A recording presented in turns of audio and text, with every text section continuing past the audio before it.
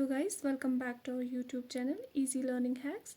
सो आज का हमारा टॉपिक है पार्लियामेंट्री फॉर्म ऑफ गवर्नमेंट। ये सेकंड पॉइंट आता है हमारे की फीचर्स ऑफ इंडियन कॉन्स्टिट्यूशन का। So let's begin. Parliamentary form of government ये एक ऐसी गवर्नमेंट होती है जिसे पार्लियामेंट ऑपरेट कर रही है। हमारी कंट्री में हम लीडर्स चूज़ करते हैं, फिर वो लीडर्स कहाँ बैठते हैं? वो लीडर्स बैठते हैं पार्लियामेंट में और क्या करते हैं? लॉज बनाते हैं। तो इस तरह से कंट्री चल रही है। अब हम देखेंगे कि इस पार्लियामेंट्री फॉर्म ऑफ गवर्नमेंट में काम होता कैसे है। यहाँ आपके इलेक्टेड रिप्रेजेंटेटिव्स जाते हैं। जो आपके इलेक्टेड रिप्रेजेंटेटिव्स का मतलब क्या होता है, आपको तो ये भी बोलना है। तो इलेक्टेड रिप्रेजेंटेटिव्स का मतलब होता है जिन्हें आपने चूज़ किया है, जो हमें रिप्रेजेंट कर रहे हैं। जैसे हमारी स्टेट में इलेक्शंस होते हैं, ठीक है, तो जिसे हमने वोट दिया वो हमारा लीडर हुआ। उनको हमने क्या किया? उनको हमने इलेक्ट किया। तो वही हुए हमारे इलेक्टेड रिप्रेजेंटेटिव्स, वो हमें रिप्रेजेंट कर रहे हैं। तो इस तरह से जो इलेक्टेड रिप्रेजेंटेटिव्स होते हैं वो पार्लियामेंट में जाते हैं और देश चलाते हैं। जो इलेक्टेड रिप्रेजेंटेटिव्स होते हैं ना, उन्हें चूज़ कौन करता है? अब आपको ये क्वेश्चन आ रहा होगा। हमारी कंट्री के लोग इन इलेक्टेड रिप्रेजेंटेटिव्स को चूज़ करते हैं। अब आप सोचेंगे कि अरे हम तो इसमें कोई रोल ही नहीं प्ले कर रहे हैं, मतलब हम तो कोई वोट ही नहीं कास्ट कर पा रहे हैं, तो हम कैसे इलेक्टेड रिप्रेजेंटेटिव चूज़ कर सकते हैं? आप लोग अभी क्लास 8 में होंगे, तो दैट मीन्स जो भी बिलो 18 से है वो अभी वोट कास्ट नहीं कर सकता है। अब आप पूछेंगे क्यों नहीं कर सकता है?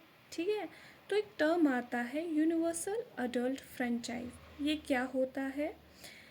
इसका मतलब है कि हर किसी के पास वोटिंग राइट्स है, irrespective of wealth, education level, caste, gender. ठीक है, मतलब सबको वोटिंग राइट दिया गया है, सिर्फ एक एज गैप के ऊपर। मतलब हमारे यहाँ पे एज रखी गई है वोटिंग की 18 ईयर्स। जो भी 18 ईयर्स से ऊपर है, हर उस इंसान के पास वोटिंग राइट्स है। वो अपना वोट कास्ट कर सकता है और अपना इलेक्टेड रिप्रेजेंटेटिव चुन सकता है। इसके साथ साथ एक और चीज़ है, वो क्या है? पार्लियामेंट्री फॉर्म ऑफ गवर्नमेंट में एक एडवांटेज है कि आप वोटर भी हैं और खुद लीडर भी बन सकते हैं। मतलब आप इलेक्शन कंटेस्ट कर सकते हैं और अगर आपको वोट मिलते हैं तो आप क्या कर सकते हैं?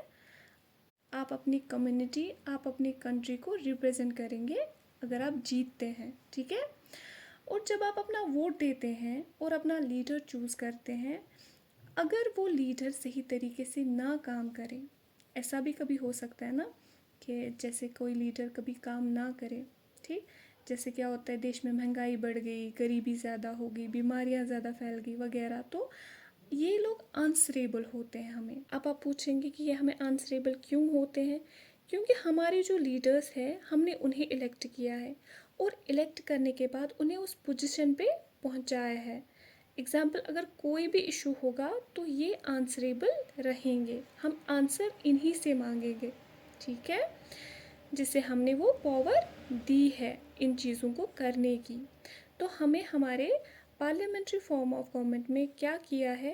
लीडर्स को इलेक्ट किया है। उन लीडर्स या रिप्रेजेंटेटिव्स को हम क्या मानते हैं?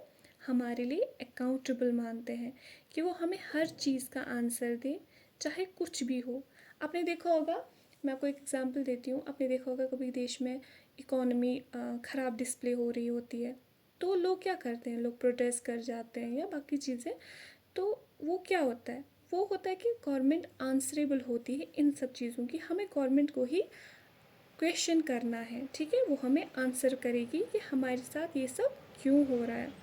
दैट मीन्स हमारे रिप्रेजेंटेटिव जो है वो हर बात के लिए आंसरेबल है।